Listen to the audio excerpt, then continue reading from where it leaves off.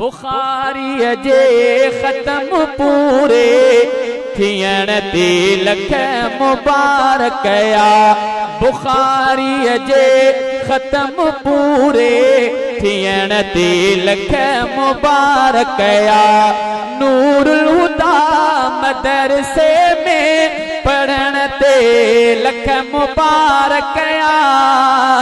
बुखारी जे ख़त्म पूरे थियण ते लख मुबारक या। छॾे खट खे रही पट ते पढ़िया के साल प्यारा हिते उहे पटका बधन था अज बधन ते लख मुबारक या।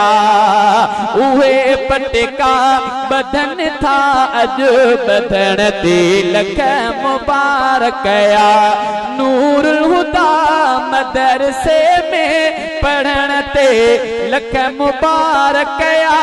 बुखारी जे ख़त्म पूरे थियण ते लख मुबारक या। मुहम्मद मीर जे वरसे जितिन के थी अता पगया मिलो थन दीन इस्लामी मिलण ते लख मुबारक या। नूरुल हुदा मदरसे में पढ़ण ते लख मुबारक या। बुखारी जे ख़त्म पूरे थियण ते लख मुबारक या। साईं मुश्ताक सोभारो मदरसे जो मोहतमिम आहे करे प्यारा करे तो प्यार तुलबा सां मिठे के लख मुबारक या। नूरुल हुदा मदरसे में पढ़ण ते लख मुबारक या। बुखारी जे ख़त्म पूरे थियण ते लख मुबारक या।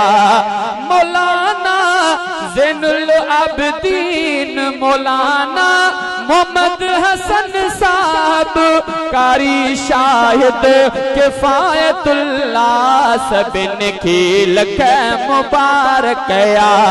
नूरुल हुदा मदरसे में पढ़ण ते लख मुबारक या।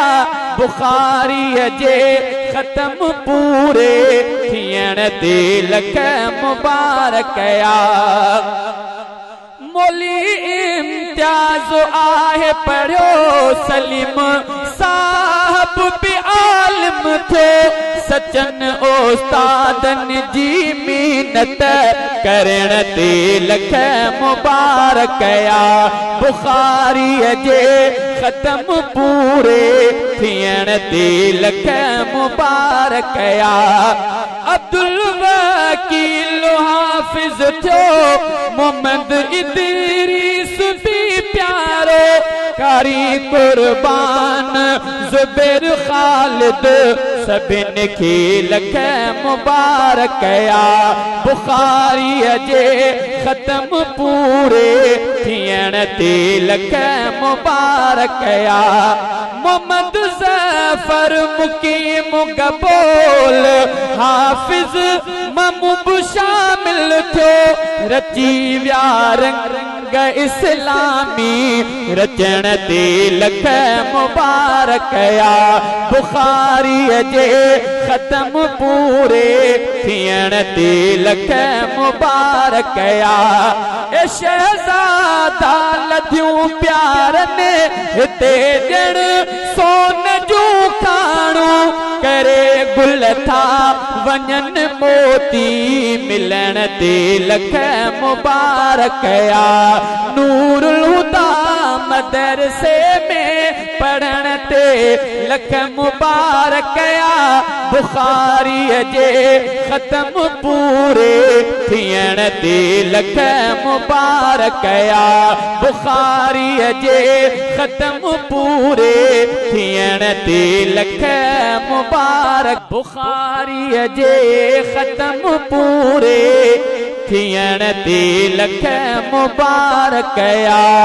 बुखारी जे खत्म पूरे थियण ते लख मुबारक या नूरुल हुदा मदरसे में पढ़ण ते लख मुबारक या